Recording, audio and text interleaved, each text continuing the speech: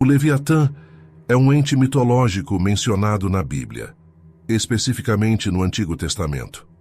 Ele é descrito como um enorme monstro marinho, simbolizando o caos e a destruição do mundo inteiro. Para aprofundar nesse tema, precisamos voltar ao princípio de tudo, ao livro de Gênesis, onde se sugere que Deus criou esse ser no 5º dia da criação, conforme escrito em Gênesis capítulo 1, versículo 21. E criou Deus os grandes animais marinhos e todo ser vivente que se move, que as águas produziram segundo sua espécie, e toda ave alada segundo sua espécie, e viu Deus que era bom. Esse verso contém um convite real para aprofundar nesse texto, pois está escrito que está oculto na água e adormecido, como diz o livro de Jó, capítulo 3, versículos 7 e 8. Que aqueles que estão prontos para despertar o Leviatã o despertem.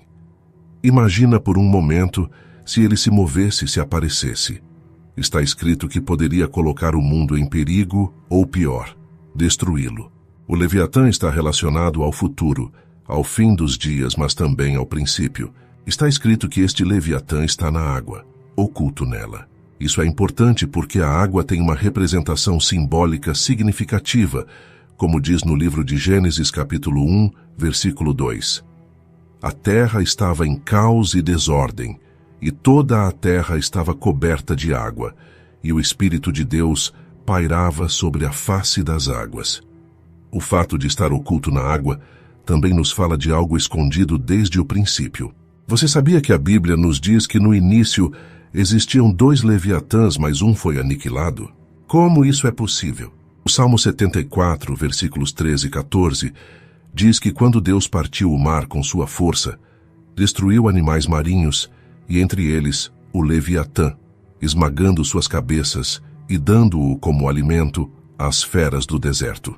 Note como se menciona cabeças do Leviatã, indicando que era um tipo de animal com várias cabeças. O Leviatã é, sem dúvida, uma das figuras mais fascinantes e misteriosas da mitologia. Sua origem se perde na antiguidade, e seu significado se transforma conforme o contexto e a perspectiva. O Leviatã nos convida a refletir sobre o papel de Deus, do homem e da natureza no mundo, e sobre os limites entre o bem e o mal, a ordem e o caos, a realidade e a fantasia. Também nos é dito que outro Leviatã será vencido por Deus no dia do juízo final. No livro de Jó, o Leviatã é especificamente descrito como um monstro, que nem sequer desejaríamos contemplar. Ele é claramente nomeado como uma criatura imensa que só poderíamos fantasiar. No capítulo 41, versículos 1 e 2, lemos: Poderás pescar o Leviatã com um anzol, ou amarrar sua língua com uma corda? Poderás meter um junco em suas narinas, ou furar sua mandíbula com um gancho? Poderias brincar com ele como se fosse um pássaro, ou fazer comércio com ele entre os mercadores? Encherá sua pele de arpões, ou sua cabeça de lanças? Põe a sua mão sobre ele, e te lembrarás da luta, e nunca mais o farás. Quem o irrita se enfurece, ninguém é capaz de enfrentá-lo. Quem que o enfrente sairá ileso? Ninguém no mundo. Essas alusões parecem aterrorizantes, mas a que realmente se referem? A Bíblia descreve literalmente uma criatura colossal, um dragão que não pode ser capturado por ninguém. No livro de Jó, capítulo 41, versículos 18 e 21, disse que seus espirros lançam fogo, e de sua boca saem tochas de fogo. De suas narinas sai fumaça como de uma caldeira fervente, e de sua boca sai chama. Na terra não há nada que se lhe compare. Foi feito para não sentir medo. Enfrenta até os mais arrogantes e é o rei de todas as feras. Se quiser saber mais sobre sua descrição, busque o capítulo 41 do livro de Jó. Então, sabemos que não poderíamos nem sequer vê-lo porque desmaiaríamos. Como será derrotado esse Leviatã? Para isso, precisamos ir ao livro de Isaías, capítulo 27, versículo 1. Naquele dia, Deus punirá com sua espada dura, grande e forte, o Leviatã, a serpente veloz, o Leviatã, a serpente tortuosa, e matará o dragão que está no mar. Este escrito nos leva a perguntar: Deus tem uma espada? A resposta é sim.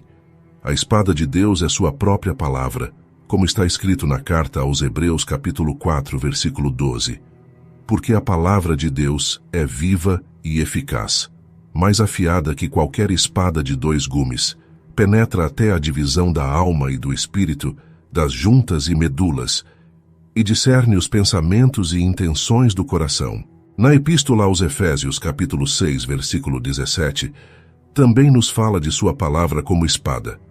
Tomai o capacete da salvação e a espada do Espírito, que é a palavra de Deus. Assim, Deus, naquele dia, acabará com o Leviatã com apenas sua palavra. Ele não teria nenhuma chance contra seu Criador. Lá passam os navios e o Leviatã que formaste para nele brincar. Como dado interessante, a Antártida, o 4º maior continente, também conhecido como o continente gelado, é a superfície com maior terreno jamais pisado pelo ser humano. Suas baixas temperaturas fazem dele um lugar desconhecido. E das poucas coisas que se conhecem, há registros aterrorizantes até hoje desconhecidos, como o caso de Júlia, nome dado a um forte som proveniente da Antártida, em 1º de março de 1999. Mas especula-se que foi causado por um iceberg gigante que se desprendeu e caiu no mar.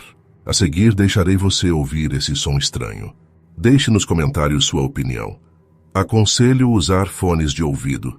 Sem dúvida, desconhecemos muito da existência. Esse nome foi dado a um som em 5 de março de 1997 pelo Sistema de Vigilância Sônica, segundo a NOAA. Esse som possivelmente vem de uma grande montanha de gelo gigante em contato com o fundo marinho do Mar de Ross, na Antártida. Tem um som parecido com um trem.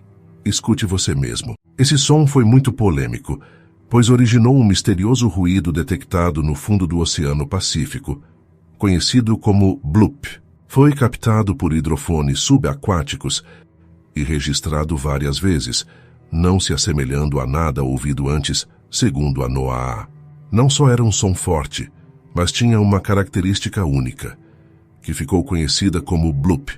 Especula-se que o bloop foi o som de um terremoto de gelo, um iceberg se quebrando e se desprendendo de uma geleira na Antártida. A seguir, deixarei você ouvir outra parte desse peculiar som. Para isso, precisamos ir ao livro de Isaías, capítulo 27, versículo 1. Naquele dia, Deus punirá com sua espada dura, grande e forte, o Leviatã, a serpente veloz, o Leviatã, a serpente tortuosa, e matará o dragão que está no mar. Este escrito nos leva a perguntar: Deus tem uma espada? A resposta é sim. A espada de Deus é sua própria palavra, como está escrito na carta aos Hebreus capítulo 4, versículo 12. Porque a palavra de Deus é viva e eficaz, mais afiada que qualquer espada de 2 gumes, penetra até a divisão da alma e do espírito, das juntas e medulas, e discerne os pensamentos e intenções do coração. Na Epístola aos Efésios, capítulo 6, versículo 17, também nos fala de sua palavra como espada. Tomai o capacete da salvação e a espada do Espírito, que é a palavra de Deus. Assim, Deus, naquele dia, acabará com o Leviatã com apenas sua palavra. Ele não teria nenhuma chance contra seu Criador.